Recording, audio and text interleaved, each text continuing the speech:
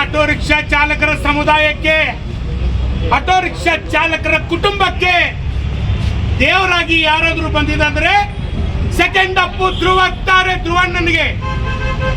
ಇವತ್ತು ಶ್ರೀ ಸಿದ್ದಾರೂಢರ ಆಶೀರ್ವಾದದಿಂದ ಧ್ರುವಣ್ಣವರು ಅಂತಾರಾಷ್ಟ್ರೀಯ ಮಟ್ಟಿಗೆ ಅವರ ಕನ್ನಡ ಚಿತ್ರರಂಗ ಹೋಗ್ಬೇಕು, ಅವರ ಕನ್ನಡ ಸಿನಿಮಾಗಳು ಹೋಗ್ಬೇಕು.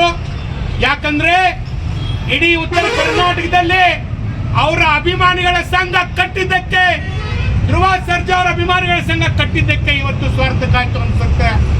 ಯಾಕಂದ್ರೆ ಇವತ್ತು ಉತ್ತರ ಕರ್ನಾಟಕದಲ್ಲಿ ಹುಬ್ಬಳ್ಳಿ, ಧಾರವಾಡ, ಕಾರವಾರ, ಗದಗ, ಬೆಳಗಾವಿ, ಬಿಜಾಪುರ, ಬಾಗಲಕೋಟೆ, ಹಾವೇರಿ, ಗುಲ್ಬರ್ಗ, ರಾಯಚೂರು ಎಲ್ಲಾ ಕಡೆನೂ ಆಟೋ ರಿಕ್ಷಾ ಚಾಲಕರಿಗೆ, ಸಂಘಟನೆಗಳಿಗೆ ಕಷ್ಟ ಯಾರಾದ್ರೂ ಕರ್ನಾಟಕದಲ್ಲಿ ಕೇಳಿದಾರಂದ್ರೆ ಅದು ಧ್ರುವ ಸರ್ಜಾ ಅವರು.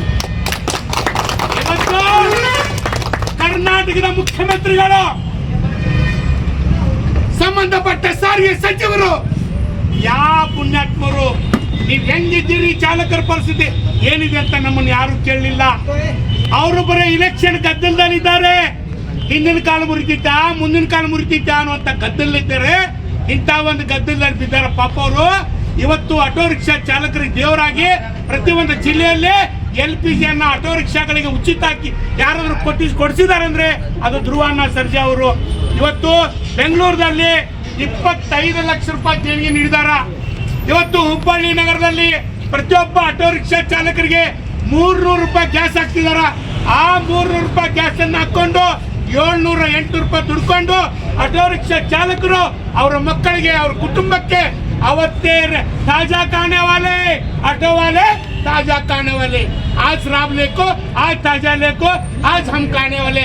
हम खाने को कौन दिया करके बोले तो ध्रुव सर्जा ने दिया है. ध्रुव सर्जा को हम सैल्यूट करता करके माध्यम को नहीं याद आपको ध्रुव सर्जा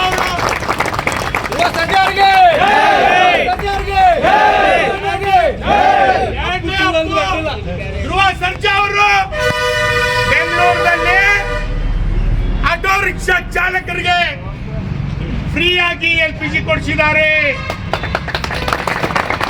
ಇವತ್ತು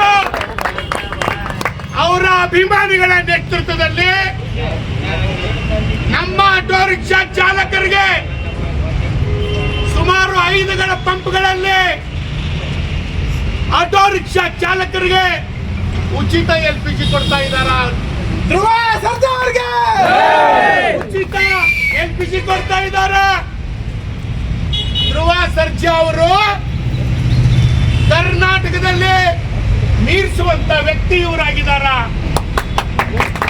ಅದಕ್ಕಾಗಿ ಇವತ್ತು ಇಡೀ ಕನ್ನಡದಲ್ಲಿ ಆಟೋ ರಿಕ್ಷಾ ಚಾಲಕರು ಇವರ ಭಾವಚಿತ್ರವನ್ನು ಹಾಕೊಂಡಿದ್ದಕ್ಕೂ ಇವತ್ತು ಸ್ವಾರ್ಥಕ್ಕಾಯ್ತು.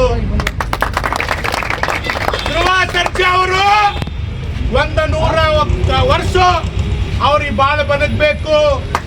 ಅವರು ಕನ್ನಡ ಸಿನಿಮಾಗಳು ನಾವೆಲ್ಲರೂ ಸೇರಿ ಅವ್ರ ಸಿನಿಮಾ ನೋಡಿ ಅವ್ರ ಸಿನಿಮಾಗಳಿಗೆ ನಾವು ಹಾರೈಸೋ ಕೆಲಸ ಮಾಡೋಣ. ಮುಂದೆ ಬರುವಂತ ದಿನದಲ್ಲಿ ಇಡೀ ಉತ್ತರ ಕರ್ನಾಟಕ